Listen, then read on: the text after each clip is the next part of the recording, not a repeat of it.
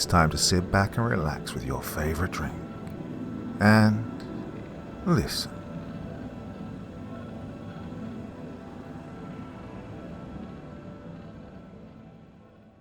Zombie Outbreak, New York City, by Augustus Cordoba. Part 1. The day kicked me in the teeth before I'd even had my second coffee.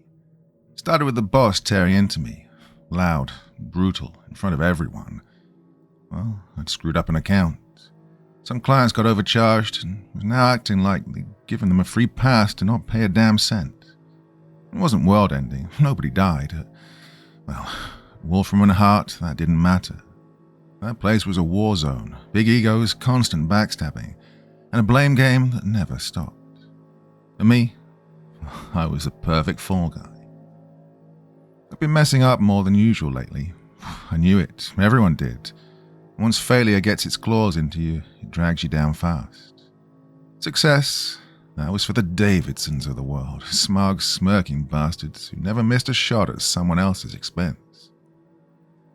After the boss finished verbally gutting me, I needed air. Just 5 minutes to let the heat fade from my face. I stepped outside, took a couple of shaky breaths in the concrete courtyard. That's when it happened. Something slapped my shoulder, wet, cold, and revolting. Goddamn pigeon sitting on the ledge above had dropped a bomb on me and shrieked it off like it owned the sky. Swearing under my breath, I ducked into the lobby bathroom, praying no one I knew was around. Scrubbed at my shirt for 20 minutes, trying not to gag. Back at my desk, 6 missed calls were waiting, plus a flood of emails. Davidson, one booth over, was staring at me like he was already drafting my obituary. His smile was pure venom. Well, the day just kept getting worse. I guzzled through enough bitter coffee to give myself tremors. Ate a ridiculously overpriced sandwich at my desk, which turned my gut into a furnace. Then I sent a design to the printers. The problem was it hadn't been green-lit by the client. Realized my screw-up too late. Oh, the cherry on top? Some copy I wrote for a new campaign. Thought it sounded sharp until Davidson leaned over and said, "This makes 0 sense." He was right, it didn't. I was sure the bird crap smell lingered too. Well, by the time I left the office, my nerves were shot. I felt hollowed out, a walking wreck. Living the dream, I muttered to no one, trying to smile, but I couldn't. I stared at the pavement, dragging my feet toward the train station. Working from home? Forget it. The boss liked his little kingdom filled with trembling underlings, so every day I commuted in from some dead-end suburb to suffer in person. It was soul-killing, but the standard. There were plenty of us on that daily grind. Once hopeful, now cracked. We all had dreams once, and they all got eaten by the city. All I wanted now was my bed. A blackout sleep, no dreams, no thoughts. Riding the New York subway is like stepping into a different world. One with its own lords, its own rhythm, its own ghosts. The air down there's thick. It smells like steel, piss, and something older. Something rotten that no one's cleaned in decades. You get on, keep your head down, try not to make eye contact unless you're looking for trouble. Seats are cracked, metal poles slick with grime and the sweat of 10,000 strangers. The lights flicker like they're barely holding on. So are most of the people. The train screeches through the tunnels like it's angry to be alive, shoving its way under the city. Some cars are packed shoulder to shoulder, others are weirdly empty. Too empty. That's when you know to stay standing. Maybe it's the stench, maybe it's someone curled up on the bench muttering to themselves, twitching like a live wire. You get used to pretending nothing phases you. Sirens above ground, screams below. Someone starts yelling about the end times and another guy's selling candy bars out of a filthy gym bag. No one listens to you either. You just ride the rails and hope you get where you're going before the city swallows you whole. My platform was at the far end of the station. Rush hour had thinned, but the place still buzzed with tired grey faces. A pair of bored-looking cops strolled through, nodding to a station worker like it was just another Tuesday. Food stalls lined one side, their greasy aromas hanging in the air. but I didn't even look. My stomach was still waging war from that lunch. I kept walking until I reached the platform. A small crowd had already gathered. Some had earbuds jammed in. One woman stood nearby, maybe my age, dressed in a brand I'd never be able to afford unless I sold a kidney. Most people, as always, were glued to their screens, lost in their own worlds. Me, was just trying to survive another goddamn day. One guy looked like he'd been dragged through hell and forgot to get back up. Mid-50s, maybe older, judging by the lines carved deep into his face. His suit was crumpled like he slept in it, tie askew, cheap photo ID swinging on a lanyard around his neck. He wasn't scrolling, wasn't reading, just staring into nothing. The kind of stare that comes from too many years getting chewed up and spat out. I see you, man, I thought. Then I shoved my hands deep into my coat pockets and waited for the train to show up. A few minutes later, right on time, miracle of miracles, it rolled in. Lately, all we'd gotten were delays, cancellations, excuses. Well, this felt like a rare win. I climbed on with the herd, eyes scanning for a seat like a predator in a dying zoo. Found one to the left, good legroom too. Slid into it just before a frazzled-looking businesswoman with a rat's nest bung could claim it. First win of the damn day. Maybe the only one. Well, the seat was hard as hell, but I sank into it, shifted my weight, and tried to relax. My eyes closed. The office crap was still bouncing around in my skull, though, like broken glass in a blender. That AI startup account was turning into a full-blown disaster. The CEO was a raging asshole. Tech bro with too much caffeine and a god complex. Last video call, he was shouting at me, calling me useless, threatening to get me canned. Then, I jolted upright, heart thudding. Dream, just a dream. I rubbed my eyes and sighed. The seat beside me was empty now. Weird, the train had been packed when we left the city, but people were starting to vanish. A few more shuffled toward the doors as we hit the next station. Checked the signs. Still a long ride ahead before I hit my stop. Slumped back down, shifted again, and tried to let go. Suddenly it felt like the floor dropped out from under me, like I was falling backward into a black hole. I snapped forward, blinking hard. Dozing off again, bad idea. I stared out of the window, watching the blur of the world slide by. Apartment towers, greasy burger joint, headlights jammed in traffic unmoving, like everyone had just given up. The sun was slipping away, bleeding out over another wasted day. I shook my head, folded my arms tight across my chest, and shut my eyes again. And then came the sound. A sharp, tiny blast that made me flinch. Some teenage punk a few rows down was blasting a video on his phone. No headphones, full volume. The kind of video that made someone scream with laughter like a lunatic. It played, looped, played again. And each time it stabbed into my ears like broken glass. I counted to 10. Why the hell do we all have to suffer through your brainless crap, kid? The carriage was thinning out now. Only about a dozen of us left. The businesswoman I'd beaten to the seat was still there, packing up like she was bailing at the next stop. Headphone girl, the one in the expensive gear, was further down, lost in her own world, probably streaming something at warp speed on her overpriced device. Lucky her. She didn't hear the noise, didn't hear him. Well, the haggard man was still on board too, eyes half-lidded now, his head rocking gently with the rhythm of the train, still stuck in whatever private hell he called his life. Same as the rest of us. God, he must have been dead on his feet, not even registering the noise anymore. Or maybe life had just kicked the last little bit of fight out of him, and he'd stopped giving a damn. I had a pair of crappy earbuds stuffed in my suit pocket. Could have plugged them in, hit play, tried to lose myself in some music, but I knew those things weren't worth shit against the screeching echo of that kid's video. I glanced around the carriage. Still no sign of a conductor. Probably wasn't one. I remembered reading some article a while back. Budget cuts, staff reductions, unions screaming, nobody listening. Most of these trains were just drivers now.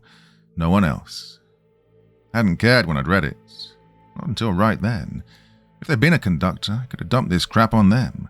Let them deal with the punk. Instead, it was on me to say something, and I just couldn't. I was worn down, bone-deep tired. The kind of tired that makes everything feel like too much. So I kept my mouth shut, clamped my jaw, and squeezed my eyes closed. The noise kept drilling into my skull, though, again and again. Same laugh track, same garbage. Then the sound started to shift, moving. I cracked an eye open. Oh, the kid was finally getting up, slouching toward the door. The train hissed to a stop. Door slid open, and he stepped off. I muttered a "thank Christ" under my breath. A few more passengers followed him out. I watched them drift down the platform as the train lurched forward again, pulling away. Full dark out now. The station vanished. Only the occasional glow from distant buildings lit the black. Damn, still a long haul before we reached the edge of the city where my sad little suburb waited. Leaned back again, tried to let go, but my body had other ideas. Damn, I needed the bathroom. Well, normally I held it. The toilets on this train line were a damn gamble, usually locked, busted, or soaked in something unholy. But my bladder wasn't taking no for an answer tonight. So I stood, made my way toward the nearest one. Red lights on the door, out of order. Of course it was. Just my luck. I grunted and kept walking, heading through the next carriage, then the next. Passed through half a dozen. Few were totally empty, ghost carriages. Others had scattered souls hunched in their own little misery zones. Well, at least I wouldn't have to wait in line. Finally reached the other restroom. Working, unlocked. I stepped in and nearly gagged. The stench punched me in the face. Floor slick with mystery fluids. No dry spot to stand on. Kept my feet wide, did what I had to do, and got the hell out. By now I could have parked myself anywhere. Loads of open seats. We're creatures of habit, aren't we? Without even thinking, my body turned and carried me right back to what I'd already claimed as my seat, my spot. Not that I'd ever admit it meant anything. Well, you know what I mean. The woman with the killer headphones was still parked in her seat, lost in her noise-cancelled bubble, bobbing her head like nothing existed outside her playlist. Across from her, the guy with the haunted face was still slumped in place too. Caught sight of his shiny bald patch as I walked past, same as before. That was it. Just the three of us now, me, headphones girl, and dead-eyed guy. The rest of the carriage was a ghost town. I let myself hope. Maybe finally I could ride the rest of this damn trip in peace. Slumped into my seat, zone out. But just as I passed misdirect, something caught my eye. His face. It was soaked. Sweat dripping down from his temples, streaking along the side of his neck, pooling beneath the collar of his wrinkled shirt. His tie was crooked, his photo ID hanging askew. Under the sickly glow of the overhead train lights, his skin looked off. Pale, sickly pale, like something had drained the color from him in the last half hour. I tried to remember if he looked that bad earlier. He hadn't, no way. I froze. Didn't know shit about medicine unless you count the time I did account work for some plastic surgery joint. This guy didn't need a facelift or fat sucked out of him. No, he needed help, real help. Still, I just stood there. What the hell was I supposed to do? He was a stranger, and I'd had enough of my own crap to deal with. I told myself this wasn't my business. I started to move on. And then, he made a sound. Low. Wet. From deep in his throat. Not a snore, not even close. No. It was wrong, like his lungs were giving out. Something about it made my blood run cold. Death rattle. That's the phrase slammed into my brain before I could even stop it. I didn't want to deal with this, but I couldn't ignore it either. I leaned in. Hey, mister, you good? I asked. No response, just that noise bubbling out between his lips, dragging slow and raw through the air. I pushed again. Hey, you want me to get someone? Silence. Truth was, even if he'd said yes, I had no idea who the hell I would get. No conductor, no staff, barely any other passengers. The place felt like a trap on wheels. Paced the aisle, thinking, cursing. And then I made the call. Screw waiting for some miracle, I pulled out my phone and dialed 911. Oh, the ring dragged on forever, long enough for the train to jerk to a stop again, spit out a few more passengers into the night and keep moving. I almost bailed, almost shoved the phone back in my pocket and pretended none of this had ever happened. Then someone finally picked up. I gave them everything. My name, the train line, the last station we'd passed, and the next one I knew we were headed toward. Did my best to sound calm, but my voice was already tightening, because right then I wasn't sure if the guy next to me was dying or if he was already gone. I described the guy's condition, his face, the sweat, that awful noise coming from deep in his chest. The dispatcher listened and then asked me his name. I don't know, I said. He's got an ID badge hanging from a lanyard. I leaned in closer, even though I didn't want to. His face on the badge was a ghost from another life, cleaner, younger, even half smiling. The name was printed underneath a photo, so I read it out, spelling out each letter slowly for the dispatcher. And then I kept going, reading the next line. Research Associate, Midas Institute. Well, that name meant nothing to me. The dispatcher told me to hold, and then it was just me and the dying man with that rattling breath like something broken trying to keep moving. The hold music was dead air. My mind wandered. The Midas Institute. No clue. Could have been some boring think tank, pushing numbers around, or maybe it was big time. Rockets, medicine, disease. Something dangerous. I started thinking. If this guy had collapsed at work, there'd probably be a swarm of doctors poking him, treating him, locking it all down. But here it was just me, watching something unravel.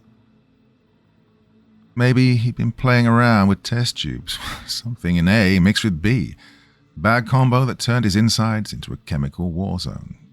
I didn't know. The possibilities were endless, and so was the wait.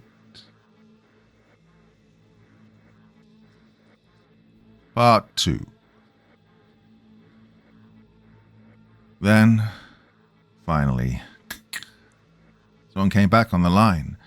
But the voice was different, sharper, no nonsense. How many people are on the train? He asked. That threw me. Me and some woman in this carriage, maybe a few scattered in the others. No conductor, just the driver, I guess. A pause. Then the voice said, firm and cold, I need you and the female passenger to leave the carriage you're in and move to the front of the train. Any other passengers you come across, tell them to do the same. I froze. Is that clear? They snapped. Something in their tone twisted in my gut. I barely got the words out. Yeah, but why? What's going on? My eyes were locked on the man now.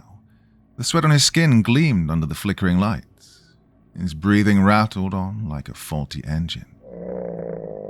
My mind flashed back to that dumb idea about test tubes, about breathing something in, about things gone wrong in a lab. Oh, I said, barely a whisper, more to myself than the voice.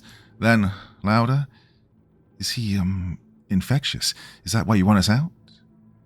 Silence. No confirmation, no denial, just static and a feeling like a fist tightening in my throat. I swallowed, but my mouth was dry.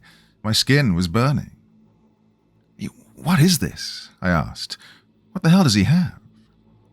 Still, nothing, just a pause that stretched too long, until the voice came back, cold as ever. Leave the carriage, go to the front. Make sure everyone else does the same. This wasn't a request, it was a command, and they weren't offering explanations. I kept staring at the man. A new blotch had bloomed under his left eye. Dark, unnatural, like something was spreading beneath the surface. Like dropped.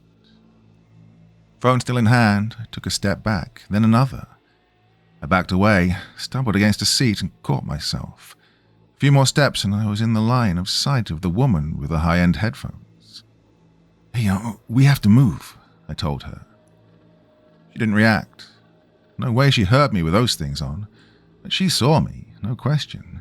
She was looking right at me and choosing to pretend I didn't exist. I motioned to her. "Take off your headphones." I mouthed the words. "You have to listen to me." Still nothing. Then it clicked. She was a woman alone, late at night, empty train, and I was a strange man moving into her space, twitchy and desperate. She wasn't ignoring me, she was protecting herself. She thought I was the threat. Well, I backed off a few more steps, hands up, showing her I wasn't a threat. "Please," I said, slow and sharp, every word cut clean for her to read. She still couldn't hear me, but she was watching. Finally, she moved, reached into her bag and pulled out a canister. "This is mace," she said, her voice full of fire. "Back off or I light you up. And trust me, it burns." I almost laughed, almost cried. She hadn't even hit the trigger yet. When I shook my head, hands low now, slicing side to side in front of my face like I was trying to part the air. I dragged out the word. "Infectious." I said it, pointing past her toward the man in the seat. She kept the mace aimed at me, finger tight on the button, but she was reading my lips, and something finally clicked. She dropped her arm, turned, and really looked at him for the first time. Her eyes darkened. She looked back at me and swore, loud. The headphones came off and hung around her neck. She rose slowly, like her body already knew the weight of bad news. "What is it?" she asked. "I don't know," I said, because it was the truth. I called 911. Dispatcher told me to get away from him. I left out the rest. The strange tone, the tension, the silence that said more than words ever could. "Look, come on," I said, and moved. My legs felt hollow, though, like I was walking on dead branches. She followed, quiet now. Just before we crossed into the next carriage, I turned and looked back. The man hadn't moved, but the stain across his face had grown, like a bruise crawling under his skin, half his face now lost in shadow. I shivered and kept walking. The other carriages were dead silent. No passengers. No one. Either they'd gotten off already or they'd never been here. That suited me fine. I didn't have it in me to play shepherd anymore. A few long minutes later, we reached the front. The far end of the carriage was a heavy door. I figured it led to the driver's cabin. Thought about banging on it, maybe yanking the emergency brake, but my head was buzzing, spinning, chasing static. Then I remembered. I still had the phone in my hand. I pulled it up. "Hey, you still there?" I asked. "Yes," the voice came back. "You at the front carriage?" "We are. Just two of us left. Hey, what now?" Well, this time the answer came quick. "Stay where you are. Alpha Team has been mobilized." "What, Alpha Team?" I'd never heard EMTs called that before. Didn't matter though, help was coming and I clung to that. Then something sparked in me. "Hey, I said, there's another stop coming up. We'll get off there, safer I guess." I waited for confirmation, for common sense, for anything. Silence. The woman had been tracking my words though, and she gave me a look, half hope, half doubt. I tried to smile, told her, just waiting for their call. They're probably talking to the driver, updating the team.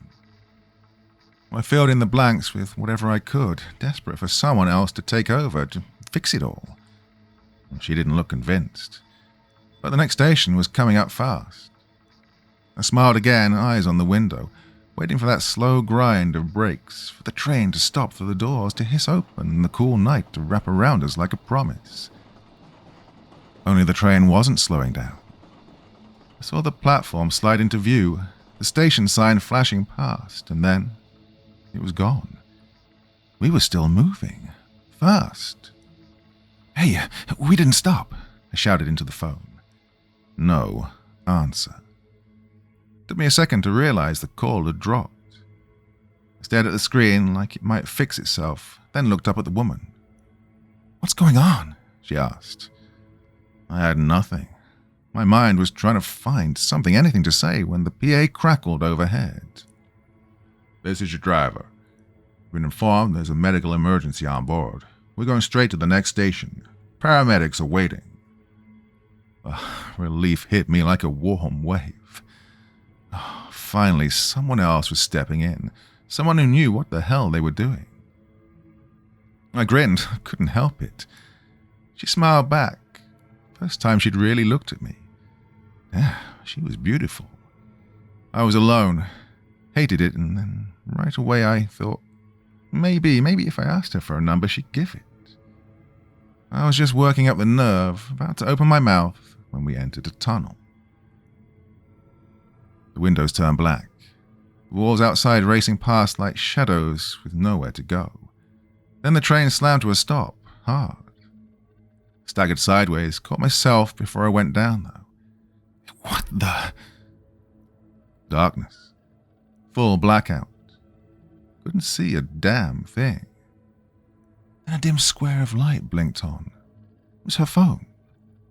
The glow lit her face, her nerves, the way she tried to play calm but wasn't. She pointed the flashlight my way. Call 911 again, now. I fumbled for the phone, punched in my passcode, and cursed. No signal, I growled. She turned her phone to herself and tapped hard. Same here, she said. Well, enough was enough. If no one was coming, we'd go straight to the driver. Switched on my flashlight, aiming it around for the emergency lever. Before I could reach for it, the cabin door clicked open, and a figure stepped into the gloom. Broad, solid, mid-60s maybe, in a transit uniform. He held an old-school flashlight, not one of those phone gimmicks. No, the beam cut across us as he spoke. You folks all right? Gravel was in his voice. Not really, I thought, but the woman gave a nod, and so did I. Good, he muttered. Truth is, I got no clue what's going on either. 1 minute, control screaming at me to push to the next stop. Medical emergency on board, real urgent. So, I gun it.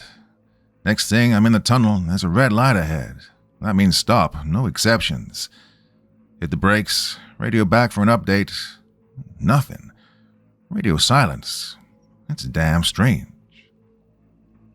Can't you just keep going? The woman asked. It's not safe staying here. He let out a breath and shrugged his big shoulders. Red light's a red light, he said. Doesn't matter if the world's ending. No driver runs one. That's how people die. That's how you end up on the front page, the guy who killed a train full of strangers. I'm not going to be that guy. But while control's twiddling their thumbs, figured I'd go see the passenger. Maybe I can help.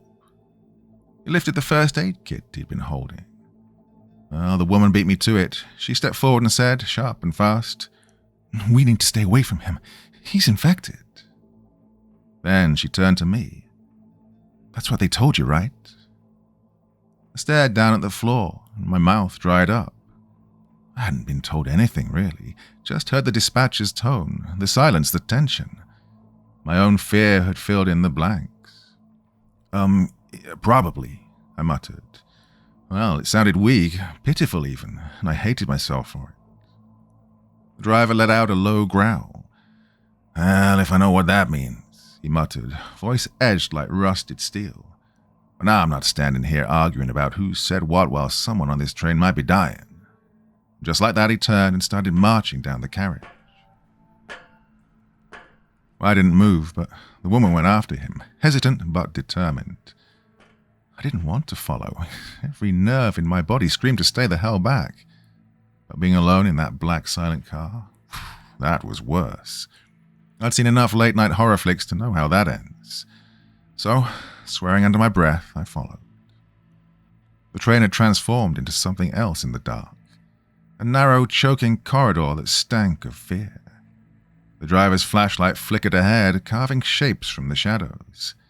The woman was just behind him. They were both heading straight to the man. That man. I caught up. The body was still slumped in the same seat, legs splayed like a discarded mannequin. First, I only saw his feet, but then I stepped past the driver, drawn in like a moth to something cold and final. The woman stood frozen, hand over her mouth. She didn't scream, but she was close. I stepped into the light and saw him. His skin, what was left of it, had darkened into something truly rotten, like meat left out in the sun too long. The sickly color had spread all over, a death mask of decay. His eyes were wide open, milky and lifeless, sunk into collapsing sockets. The flesh around them had caved in. Flies crawled through his scalp, slow and greedy like they'd already claimed him. But the rattling was gone. His mouth hung slack and silent. No breath, no twitch, no life. Fought down the bile rising in my throat, burning like acid, and turned to the driver. My voice cracked, barely a whisper. "He, satisfied now?" "I don't get it," he muttered. "Yeah," I said, my mouth dry. "Me neither. Let's get the hell out of here. Let someone else deal with this." He nodded slowly and lowered the flashlight, the corpse vanishing into the dark again like it had never been there. "There's a door control in the back. Can pop the doors, walk the tracks." "Sounds perfect," I muttered.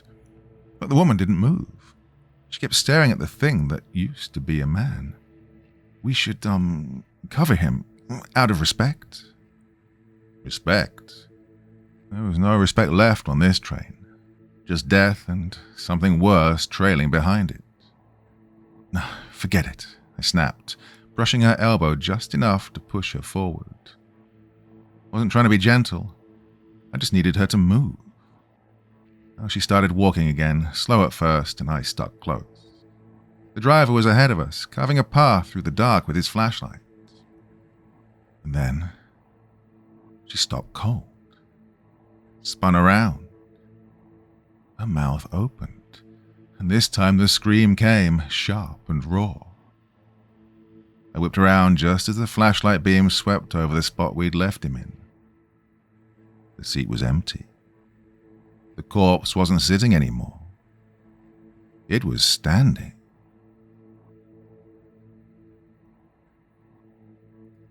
Part 3.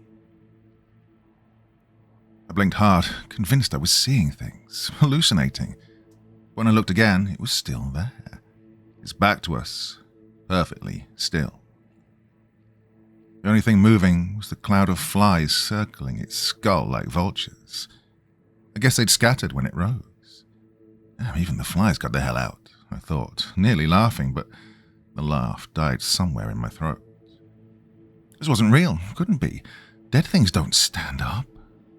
Yet there it was, slowly turning, awkward and unsure, like it had forgotten how its limbs worked. Then it was facing us. Its eyes were red and swollen like they'd been cooked in their sockets.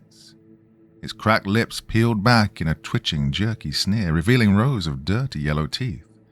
Its arms rose, stiff and shaking, reaching for the flashlight's glow like it wanted to grab the light itself. Then it moved, shuffling inch by inch. "Run," the driver said, low but urgent. I heard him, but it was like my body had been unplugged. Couldn't move, couldn't breathe. I just watched. His voice came again, louder now, cutting through the panic fog. Still nothing. Then her hand was on my face. She turned my head to hers, tears streaking her cheeks. "Please," she whispered, voice cracking. "We have to run." That broke it. I nodded once, hard, and then the spell was shattered. The three of us bolted, crashing through the dark, stumbling but fast. Behind us, the thing gave a strangled, warped howl. All fury and agony wrapped in rot. It couldn't keep up. Its legs barely worked, but it followed anyway, dragging itself forward, screaming at our backs. We reached the last carriage. The driver slammed his key into the lock, threw the door open and vanished through. A green light blinked above the handle. I hit it like my life depended on it, because it did, and the driver reappeared, pulling me through. "Watch, there's a drop," he said, breathless. "Close and lock the door behind you. A button's behind that hatch. Do it, fast." I didn't argue. I hit the button, and the door hissed shut and sealed with a heavy thunk. "You touch the middle rail," he said. "You're cooked. Stick to the edge." I pressed myself to the tunnel wall, heart hammering, sweat pouring, and moved as fast as I could without slipping. We pushed forward until finally the tunnel cracked open to the outside. Night air hit my face, cold and real. Above us, stars, but no streetlights, no buildings, no cars, just emptiness. "Well, it's a long walk to the next platform," the driver said. "We stay safe. Walk alongside the track now, not on it."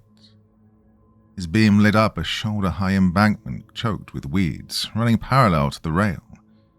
We climbed, and we didn't look back. I hauled myself up onto the embankment first, and she came right behind me, muttering under her breath. As she scrambled over the edge, she cursed. "Damn it, I dropped my phone." The driver chuckled at this, a deep rumbling laugh that cut through the tension like a warm blade. It was the first time I'd heard anything close to normal all night.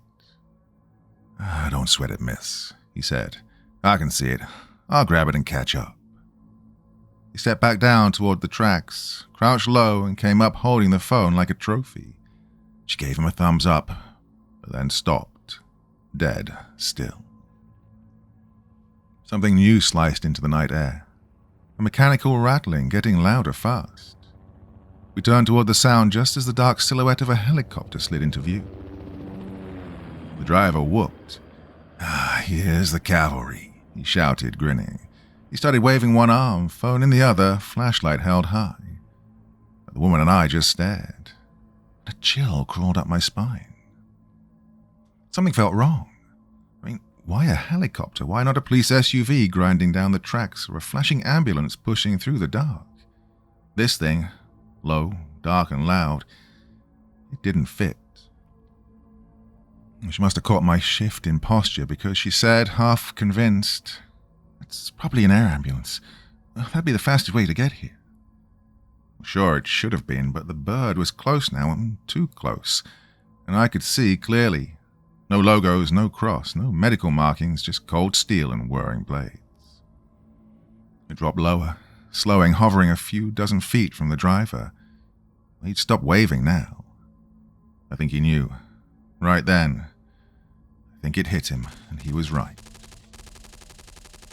Sharp crack split the night, a gunshot clean and merciless.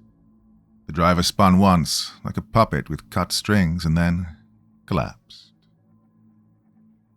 I watched, waiting, wishing for him to move, willing him to just twitch, to groan, something.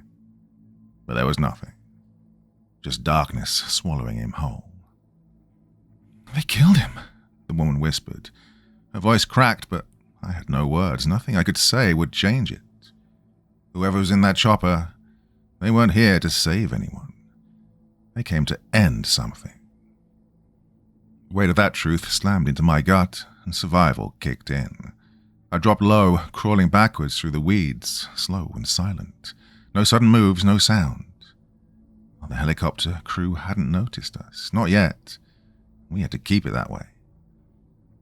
She got the message fast, rolled onto her stomach and started crawling after me. She caught up, grabbed my sleeve and jerked her head towards something behind us. I craned my neck and spotted it. A line of trees, dense and shadowed like a black wall in the night. The chopper's engine still rumbled low, like a beast waiting to pounce. We bolted for the cover of the trees, crashing through the underbrush, breath ragged. Once under the canopy, we dropped to our knees, chests heaving. I didn't dare switch on my phone's flashlight. No way I'd give away our position, but my eyes had adjusted enough to make out her face. Tears streaked down it, cutting tracks through the dirt. "I didn't even catch his name," she whispered, voice raw. "The driver. And he said something about grandkids. My stomach turned to ice. Nah, me neither. She let out a long breath, and then stuck out a hand. I'm Caitlin. Joel, I replied. We shook hands. It felt strangely formal, stupid even, but it grounded us for a second. Gave the chaos some shape. Oh, nice to meet you, Joel, she said, voice dry. Now what the hell do we do? I exhaled. I honestly don't know. I could try 911 again, but I'd bet anything the call would be rerouted straight to whoever sent that chopper. She raised an eyebrow. Well, that's some serious tinfoil hat energy you're giving off right there. I shrugged. Well, it's not paranoia if they're actually hunting you. Yeah, fair enough, she nodded grimly. What about someone you can trust? Family? Friends? I shook my head. I live alone. No real friends. Parents are gone. She gave a tired laugh then. Same. Moved across the country to start fresh with my boyfriend. Found out last week he was sleeping around. Her voice cracked. She stopped. Didn't know what to say. And then the night split open.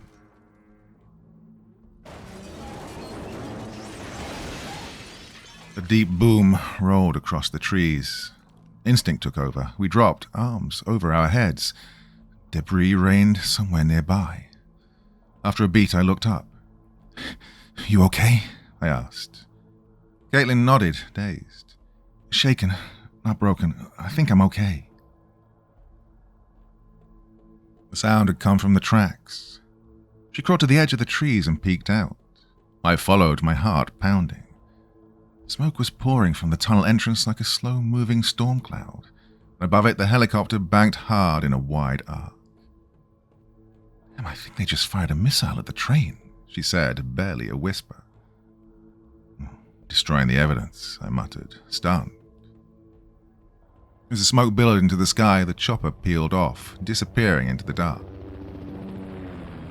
Silence fell, thick, unnatural, but it didn't last. Faint at first, then louder. Sirens getting closer. Oh, my chest clenched. Come on, we gotta go, now. She gave me a tight nod and we pushed deeper into the woods. My thoughts were scattered, manic. This morning I was just another burned-out ad guy. Now I was running like a hunted animal. No clue where I was headed or what nightmare was coming next. I glanced sideways at Caitlin. A thin red line ran down her cheek. A scratch from a branch, maybe. Just one more mark in a night full of wounds. Her face was set, jaw clenched, eyes burning with focus. She wasn't giving up, and for a second I clung to that. Yeah, at least I'm not alone, I told myself, forcing my legs to keep moving as the sirens behind us rose and fell, chasing ghosts through the dark. We kept going, stumbling, shivering. No clue how long we were walking or how far we'd gotten from the wreckage in the tunnel. Time had lost all shape. Eventually the trees started to thin and something solid loomed up ahead. A building out on open ground. I collapsed. Dropped there where I stood like someone had cut my strings. I'm done, I rasped. Can't take another damn step. Caitlin sat down next to me, body trembling, chest heaving. Took her a full minute before she could get a word out. Can you try your phone? Maybe get our location. It's not much, but it's something. Yeah, I panted, fumbling it out. Oh, 3 bars, a miracle. Then a news alert lit up the screen, and the headline stopped my breath cold. Commuter train destroyed in collision with freight train. I tapped the link, turned the screen so Caitlin could read it too. The story laid it all out, or tried to. Said a passenger train had broken down in a tunnel and was slammed into by a high-speed freight train carrying industrial chemicals. 1 confirmed dead, the commuter train driver. More casualties likely. Officials cited a possible signal fault. The whole thing stank of polished bullshit. My stomach turned. It's all lies, I muttered. A clean, easy cover-up. Caitlin's face darkened. Think they'll just list us among the dead when they tidy up the story? I hesitated. The thought was crawling through my head, and it was ugly, but I couldn't shake it, and I couldn't lie to her. That might work for us, I said slowly.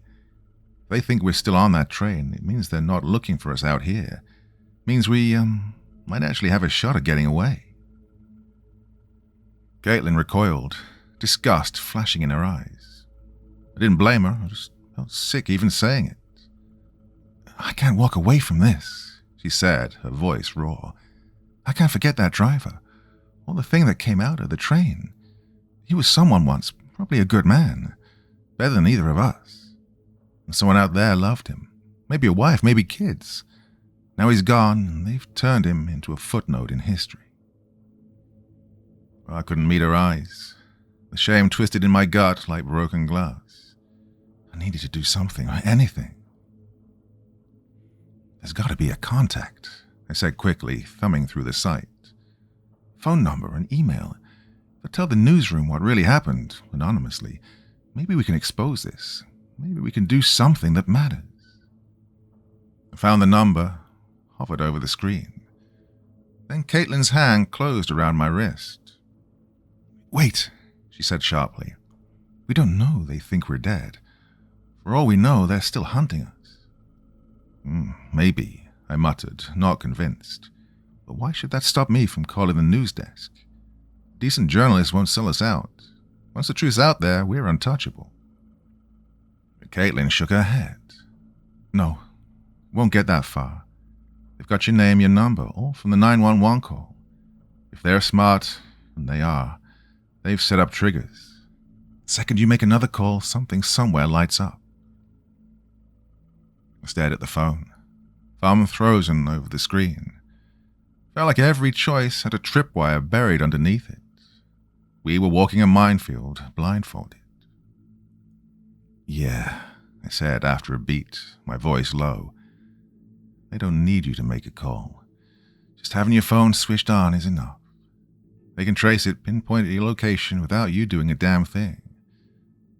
Caitlin cursed under her breath, sharp and vicious. And that was all the confirmation I needed. I didn't make the call. Instead, I powered the phone off, ripped out the SIM card, yanked out the battery, and tossed the whole thing into the dark. Didn't make me feel any safer, just more exposed, if anything. Then Caitlin started crawling forward. Hey, wait, I hissed. We can't just sit here. She whispered back. We can't stay here either. I hesitated.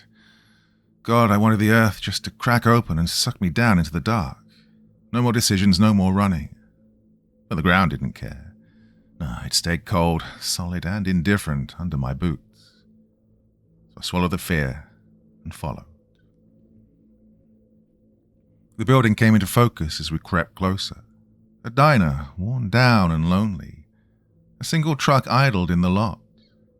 In the yellow light of the window, a man stood outlined, cigarette glowing like a signal flare. He took one last drag, crushed the butt beneath his boot, then headed back toward his truck. Caitlin was watching him. I was watching her. All I could think, stupidly, selfishly, was how I wished I'd met her under different circumstances. No walking corpses, no black helicopters, no blood on our hands, just a bar maybe, a smile, a slow drink. Well, she caught me staring. Didn't even try to hide it. This really isn't the time to get romantic, she said, eyebrow raised. Heat flared in my face. God, I felt like an idiot. Until she smiled, just slightly. There was this faint glint in her eyes that cut through the dread like a match in the dark. I grinned back. So if now's not the time for a proposal, what is the next step? Her answer came without hesitation. Keep moving. Put as much ground between them and us and that tunnel as we can. Then maybe we can figure out what the hell to do next. She stood, brushed off her jeans, and headed straight for the trucker. Calm as anything, like asking strangers for rides was just her thing. And 5 minutes later, we were in the cab, rolling down the highway like nothing was wrong. We passed cop cars going the other way, lights flashing, sirens screaming, and every time one tore past us, my gut twisted up like barbed wire. Luckily, all the cruisers were heading the other way, and none of them turned around. I figured they didn't really know what went down in that tunnel. The grunts on the ground were clueless, kept in the dark by the brass pulling the strings in the shadows. The suits at the top, yeah, they knew, just like I did. And that kind of truth, not light to carry. Still, as the miles rolled by and night stretched on, the hum of the road and the heat in the cab started to wear me down. My head got heavy, and before I knew it, I was out cold. Next thing I knew, Caitlin was shaking me awake. "Hey, time to move," she said, eyes already scanning outside. I blinked hard, trying to adjust. Dawn was bleeding into the sky. We were on the edge of some city. Low, ugly buildings lined the street, most of them crumbling. A few high-rises loomed in the distance like half-forgotten promises. Paint peeled from storefronts. Broken windows were boarded up with rotting plywood. Graffiti clung to every wall like scars. Caitlin leaned up to the driver. "Hey, can you stop here?" The truck ground to a halt, and we jumped out. "Hey, why here?" I asked. "Wouldn't it be safer downtown? Decent buildings, working locks, maybe even a bed without rats." She didn't even flinch, though.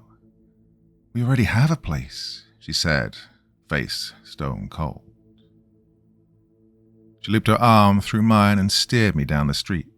We passed a bar that looked like it belonged in a war zone, windows shuttered, music thumping, glass shattering somewhere inside. Farther down, we came to a squat building, alone between two weed-choked lots. Looked like gravity had been trying to drag it down for years, but somehow it still stood. A flickering vacancy sign blinked weakly in the window.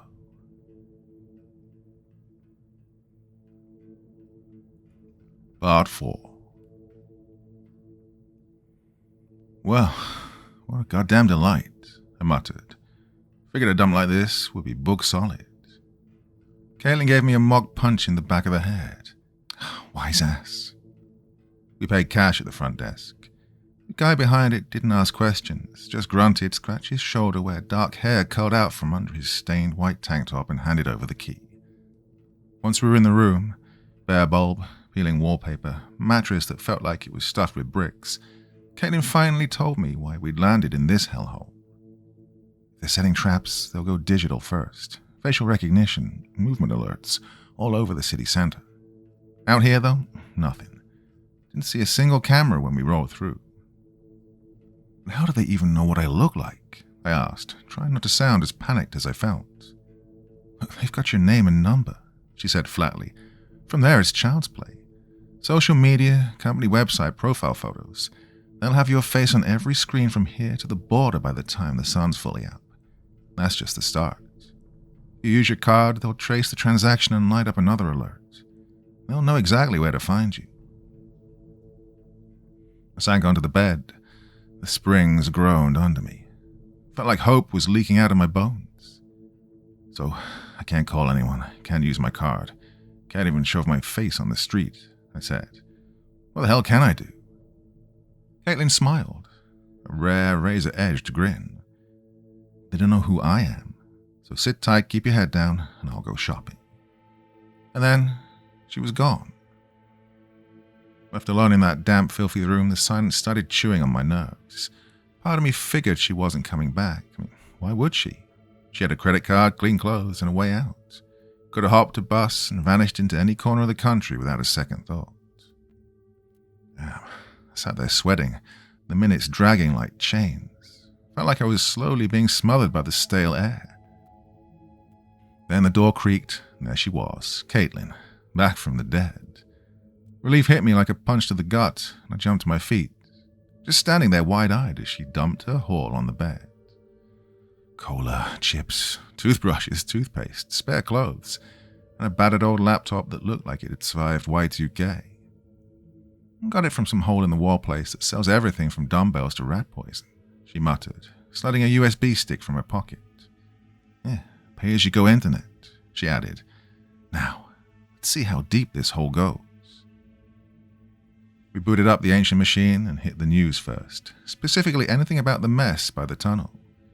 Well, the story had made the rounds. Plenty of noise, no substance, no body count, no follow-ups.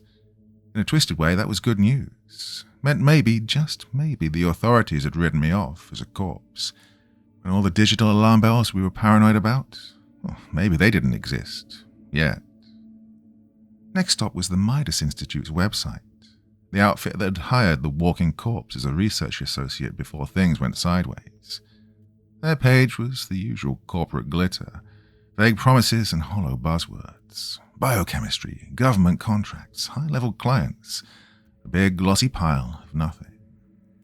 We dug into the who are we section, skipped past the suits at the top, the CEO, the department heads, and made it to the researching associates. The guy from the train, he wasn't listed. Wiping someone off the net's easier than figuring out what they have for breakfast, Caitlin said, cracking open a bag of chips. Spent the rest of the day bouncing between news sites, watching for anything new, snacking and letting exhaustion catch up to us. I crashed in a chair with stuffing leaking from the arms, while Caitlin curled up on the bed, headphones still around her neck. She slid them on, not to listen to anything, just for the comfort of the silence. When the sun dipped low, she went out and came back with a pizza. We ate in near silence. Somewhere between bites, I thought about my job for the first time. Had anyone noticed I was gone? Called? Sent a text? Doubt it. Probably already filled my seat with some poor bastard and told him to work weekends for free. Good luck with that, I muttered to myself, tearing into another greasy slice. From then on, our days took on a rhythm, strange but steady. Caitlin started picking up paper newspapers, crinkled copies of both local and national rags. We chewed through them along with the online feeds, hunting for anything about the tunnel, but the trail was drying up, fast. The story had lost its shine. The headlines had moved on, and the powers that be, they were already slipping back into the shadows. But while we scoured for answers, we started finding other stories. The CEO of the Midas Institute had gotten mowed down while out jogging. Hit and run, no witnesses, no suspect, no clues. Dead before he'd even hit the pavement. Just another name in a police report that'll collect dust. Not long after, a warehouse in the same district as the Institute's headquarters went up in flames, burned to the bones. With a little digging, we traced the place back to one of the Institute's shell companies. Another loose end that had been scorched clean. Well, then came the chopper crash. Military bird had gone down in what's being spoon-fed to the public as a training accident. No survivors, not a single one. To anyone else, these stories were just background noise, random bursts of chaos in the daily newsfeed. But we weren't anyone else. No, we knew the threads were being cut one by one. The cover-up hadn't stopped, it was accelerating. Still, after a week, the original story about the tunnel accident was vanishing from the news cycle. No follow-ups, no new angles, just buried under fresher distractions. With each day that passed without a new headline, the noose around our necks loosened just a little. The heat was fading. For the first time, I felt like maybe we were in the clear. One morning, while Caitlin was out gathering supplies, I was stuck in the stink of that room, staring at the peeling walls.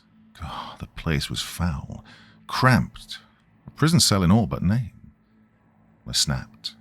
Just needed 10 minutes of open sky, air that didn't taste like rot. Caitlin wouldn't even know. You wouldn't have to know that I'd stepped out. So, I went.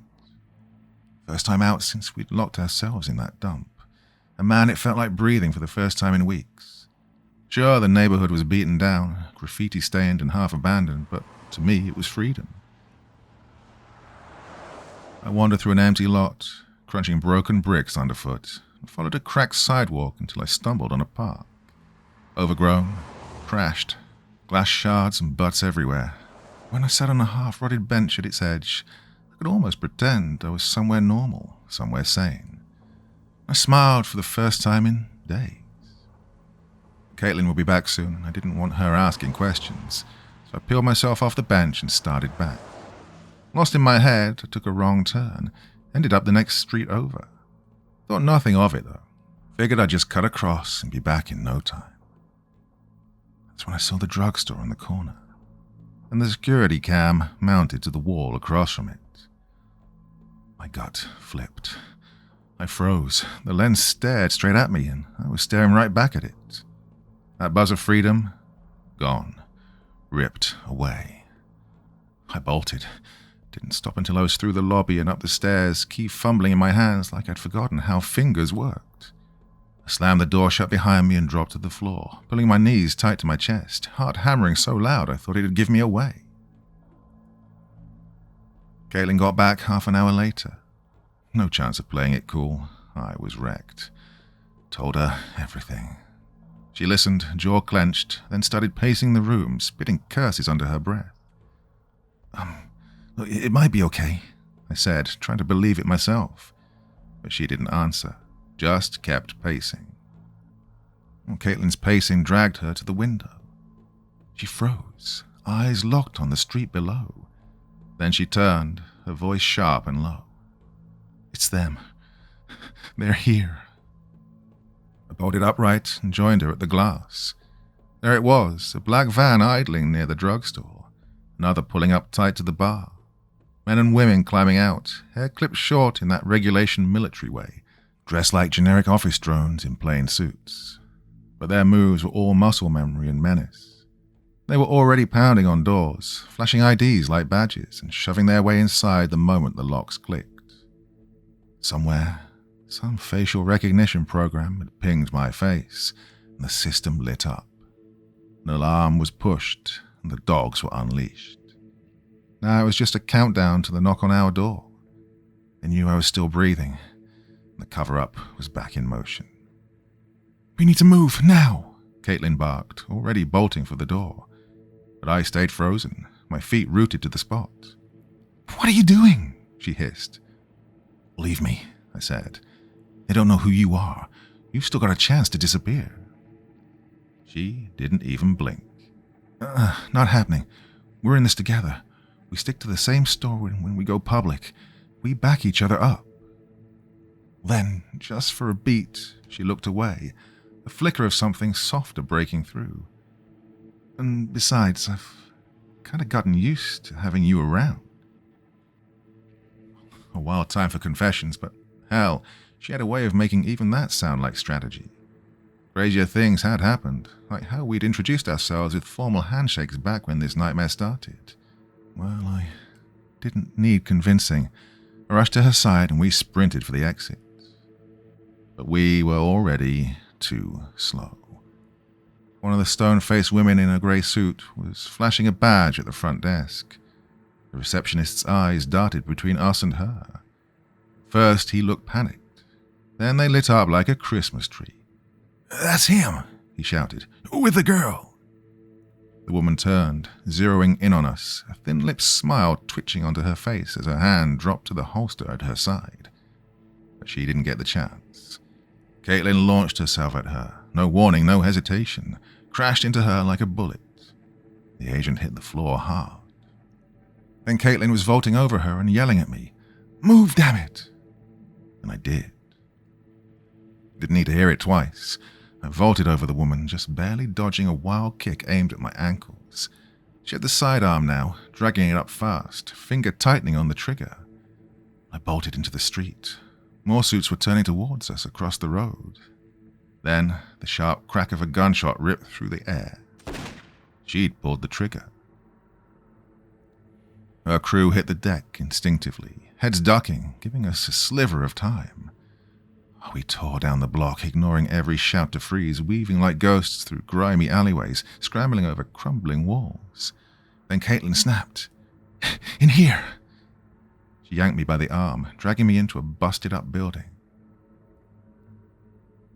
I dropped to my knees. Then Caitlin slumped against the cracked wall, pressing her palm to her stomach where blood soaked through her shirt. She peeled up the fabric, eyes cold and distant. Well, never been shot before, she said, the bitter laugh barely masking her pain. She was shaking, breaths were short and shallow. I leaned in, gripping her hand tight. You're going to be okay. We'll get you patched up at the ER. While they're fixing you, I'm going to make sure the world knows about these stone-cold killers. Another rough laugh rattled out of her throat, like it tore something inside. She cut my cheek weakly, managing a faint smile. That's not going to happen, she whispered, every word ripping fresh agony. You have to go. Neither of our cards work now. You need cash. She pulled off her headphones, the same ones I'd noticed right back at the start, back when all this nightmare had begun, and pressed them into my hand. No, I can't, I said, trying to push them back. That crooked smile appeared again. Don't be stupid. Take them. Sell them. Keep moving until you're safe. Then low and deadly, one word of advice. Don't use the train. Caitlin was the most incredible woman I'd ever met. The kind of beauty that cuts through the darkest night. I kissed her forehead. The first time I said it. I love you. But it was too late. She'd slipped away. I did what she told me. Against every goddamn odd, I made it. Headed towards Los Angeles now. Off the grid, living in the shadows. The pain of losing Caitlin burns claws at me every damn second. But it also fuels me. They tried to silence me, but they failed. I think I know what this zombie virus really is. I'm headed towards the company's headquarters in Los Angeles. One day soon, the truth will burn through the lies.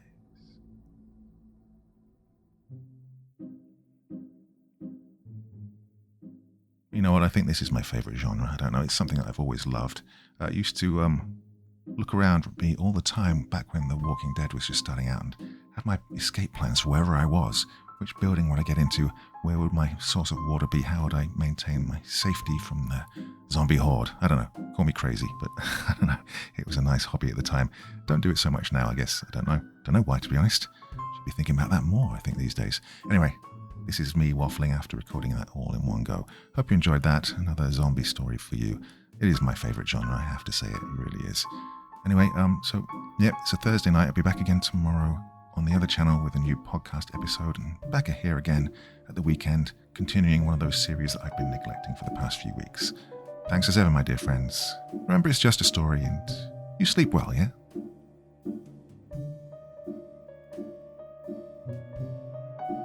Thank you so much for taking the time to listen to this story today. Really means a lot to me and to the author of the story, of course.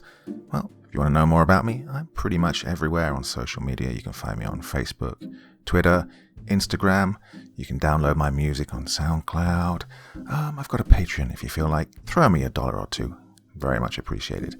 And of course, on Reddit, I have a place where you can leave stories if you want me to read one that you've written. Well, hoping to see you all again very soon. Till then, sweet dreams. Bye-bye.